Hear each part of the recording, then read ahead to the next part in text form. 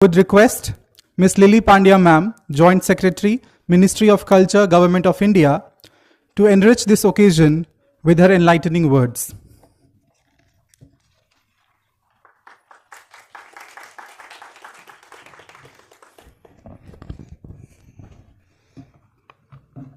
नमस्कार,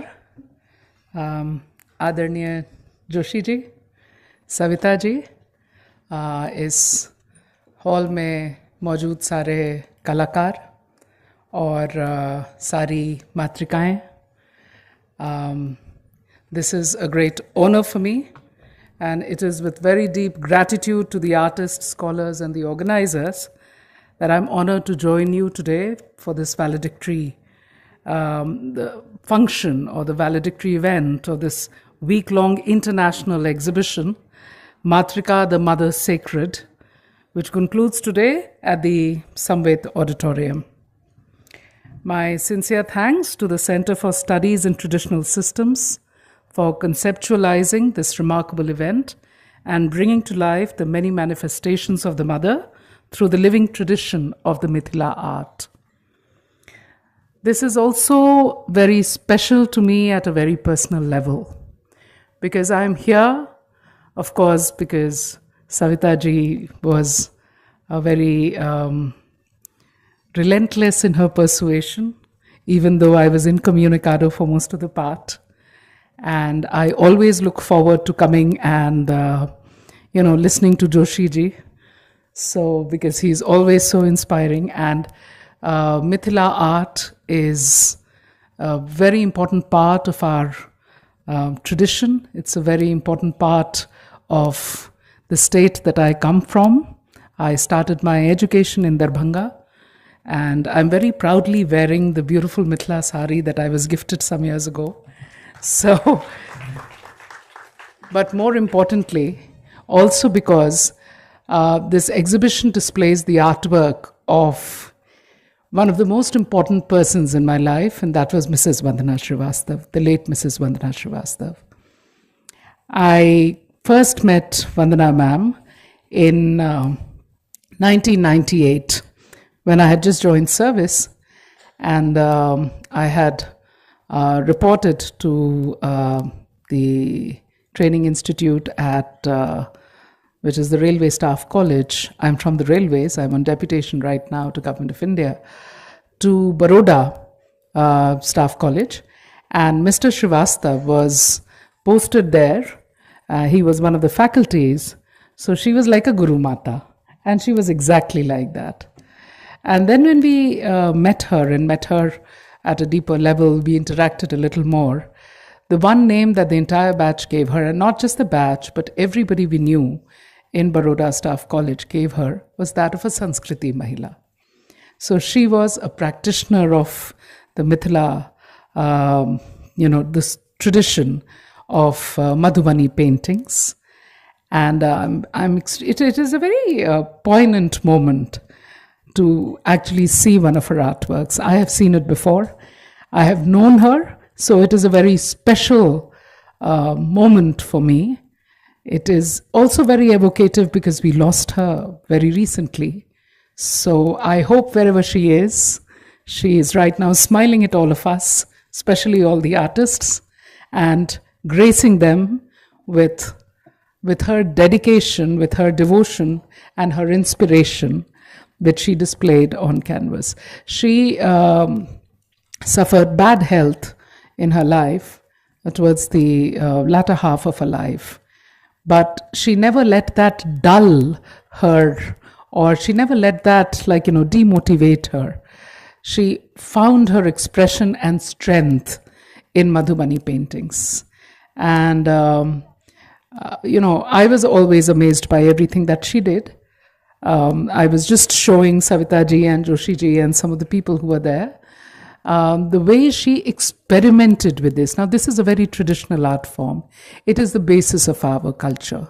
This continuity of artistic traditions and stylizations. She innovated and she experimented while being true to the basic template of Madhubani paintings. So it is in her art form And I would request Savitaji to also look into some of these paintings. She painted the Beatles, the Yellow Submarine. She did cinema posters. So just imagine Sri 420 in Madhubani style, or even the Roman Holiday, Gregory Peck and Audrey Hepburn on a Vespa scooter through Rome in Madhubani style. Okay? And many such experimentations. So this is a very special acknowledgement to Mrs. Vandana Srivastav, who brought a very fresh perspective, like I said, to Madhubani art, while staying true to its roots and its ethos. Through her vision, the exhibition features paintings inspired by the popular culture. I mean, although these are not exhibited here, but I hope that one day IGNCA will actually try to, do an exhibition on innovations in Mithila art, and all these paintings will be displayed for everybody to enjoy and to be inspired by. This international exhibition, I learn, has invited us to contemplate the mother in her countless forms, the nurturer, the protector, and the creative principle, through the luminous language of Mithila painting, which speaks across generations, geographies, and faiths. So this is why, while the tradition of Madhubani painting remains the same, we had somebody sending an entry from Australia and somebody from some other part of the world.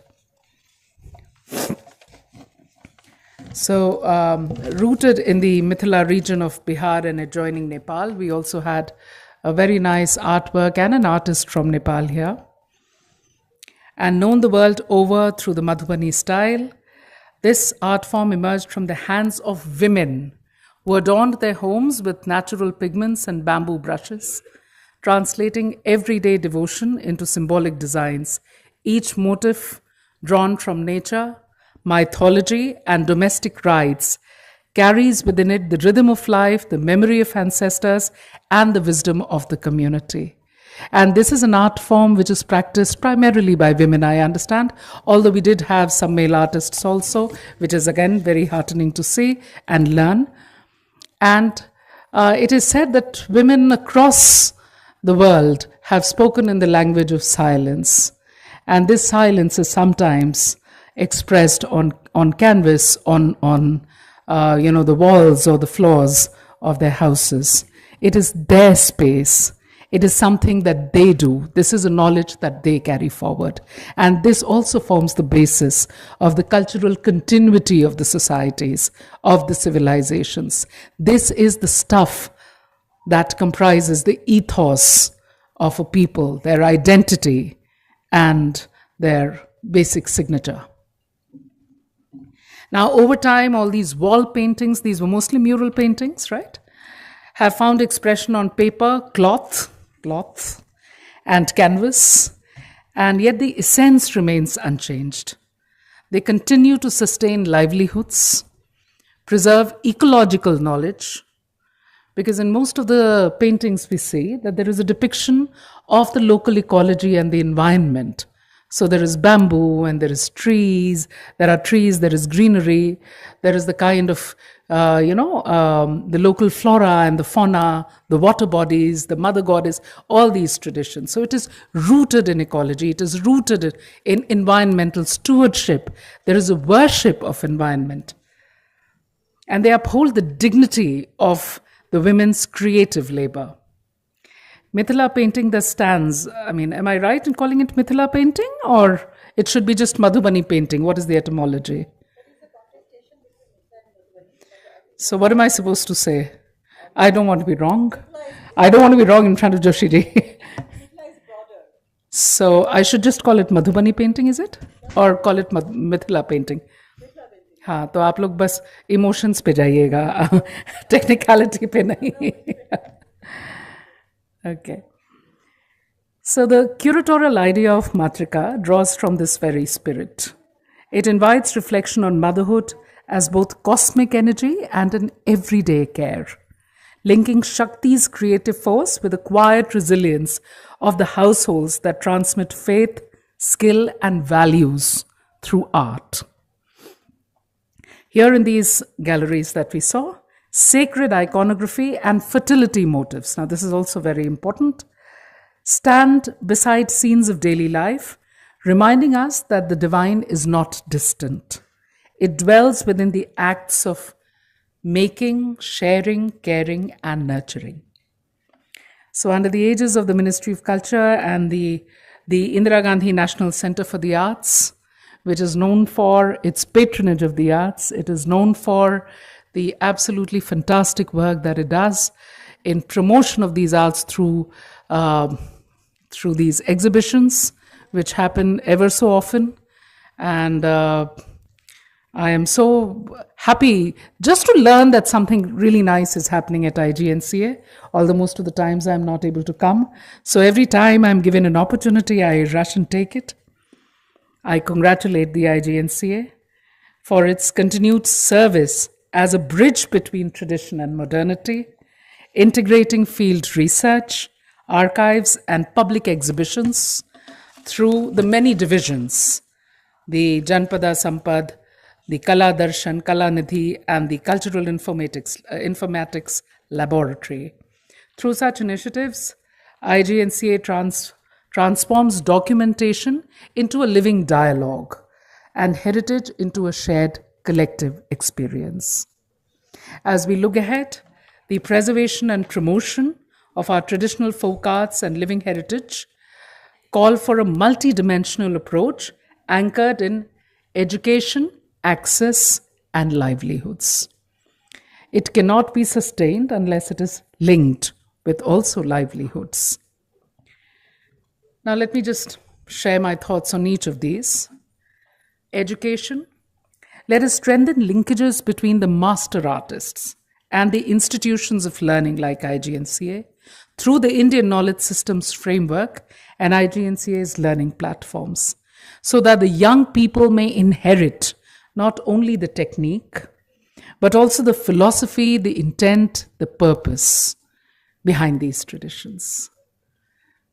You know, as I was walking through the galleries, and I stopped by each artwork. Usually, when you go for an exhibition, you kind of just pass through till a very unique artwork catches your attention, and then you spend some time there. You try to look at it, go through the nuances, and then you move along. But here, every artwork, every single one, had something very, very interesting, something very deep, and something very important to tell us. Something that we may just gloss over if we don't concentrate on the educational aspect of art. Access. Let us expand the traveling exhibitions and digital platforms, ensuring that such an art or such artworks reach classrooms, communities, and audiences across the world. It should not be limited to people like me who are lucky to be in Ministry of Culture, and therefore also lucky to know people like Savitaji and Joshiji who are very kind, and therefore they call me for such exhibitions. But this should go, the message and the knowledge and the beauty should be shared universally. People, very young minds, as also the old minds, as also the people who are ready to receive this knowledge, should have an access to this. And there is no better way to gain access than to digitize them and put them on digital media platforms and also popularize them. So I take a cue from, I don't know your name, Mayuri. So Mayuri, who is the daughter-in-law of Mrs. Srivastav, we were talking about a particular artwork done by Pandey Ma'am in Madhubani style, where she depicted the scene from Roman Holiday with Gregory Peck and Audrey Hepburn riding a scooter through Rome. And we were scrambling through our photo galleries to look for the picture, but then Mayuri was able to extract it because it was on Instagram. So this is the power of the digital media. And given that all of us are spoiling our eyes, going through reels and going through, stacks and stacks of photographs that is available online, my request would be to Savitaji to digitize this exhibition and to put it out there in a way that it reaches a much wider audience the world over. Livelihoods, this brings me to creative economy. Let us support artists through cooperatives, fair procurement, fair trade, and GI-led branding, protecting the use of natural materials, sustaining ecological wisdom, and enabling dignified incomes for the bearers of these traditions. Unless we think about the economic sustainability of arts and the culture practitioners, all this beauty is going to fade away. All this knowledge, all this tradition which keeps the societies together, which lead to the cultural continuity of societies, is going to die out. So it is extremely important that all this art should also find a marketplace and the artists are able to sustain themselves. So capacity building and enablement of artists to navigate the digital ecosystem and marketplace is also something that exhibitions like these should concentrate on.